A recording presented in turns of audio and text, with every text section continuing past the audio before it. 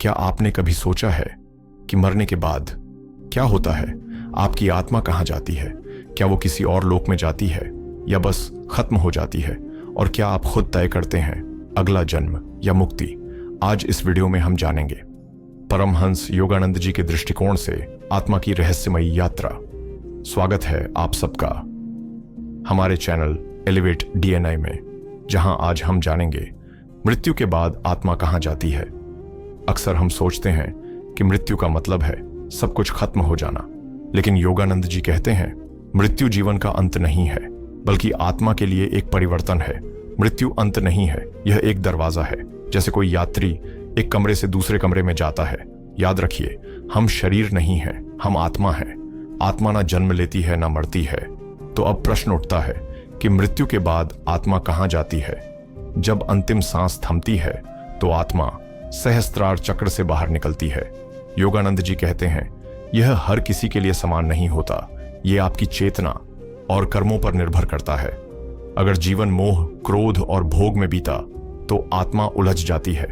अगर ध्यान, सेवा और सत्य में बीता तो आत्मा शांति से आगे बढ़ती है। आत्मा फिर पहुंचती है एस्ट्रल प्लेन में, एक सूक्ष्म आयाम जहां न समय है न गुरुत्वाकर्षण, बस चेतना की लहरें हैं।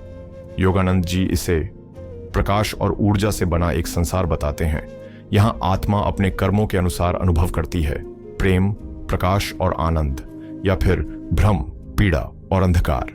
क्या आपने कभी किसी सपने में किसी दिवंगत प्रियजन को देखा है?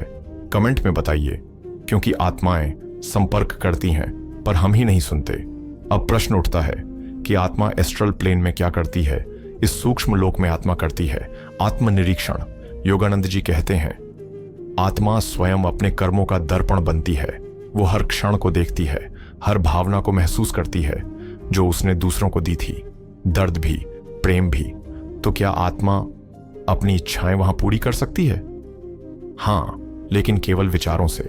अगर वो संगीत प्रेमी थी तो विचारों से संगीत रच सकती है। लेकिन योगानंद जी चेतावनी देते हैं सूक्ष्म लोक में आपका मन ही आपकी सृष्टि करता है। अगर मन नकारात्मक है तो सूक्ष्म लोक भी पीड़ा से भरा हो सकता है। यहां सवाल उठता है, क्या आत्मा यहीं रहती है? नहीं।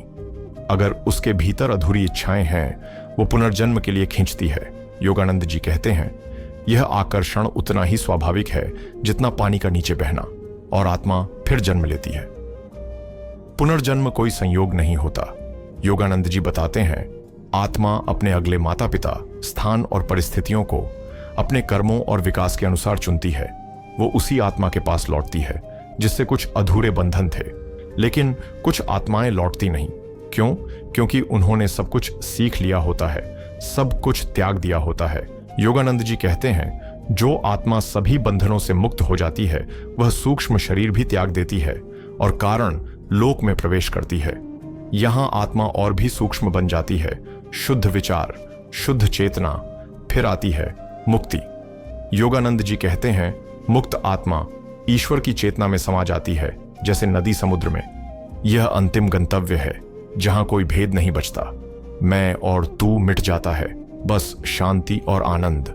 तो अगली बार जब मृत्यु का भय सताए या कोई प्रिय आत्मा दूर चली जाए तो याद रखना मृत्यु अंत नहीं है, यह आत्मा की नई यात्रा का पहला कदम है और मुक्ति हम सबका जन्मसिद्ध अधिकार है।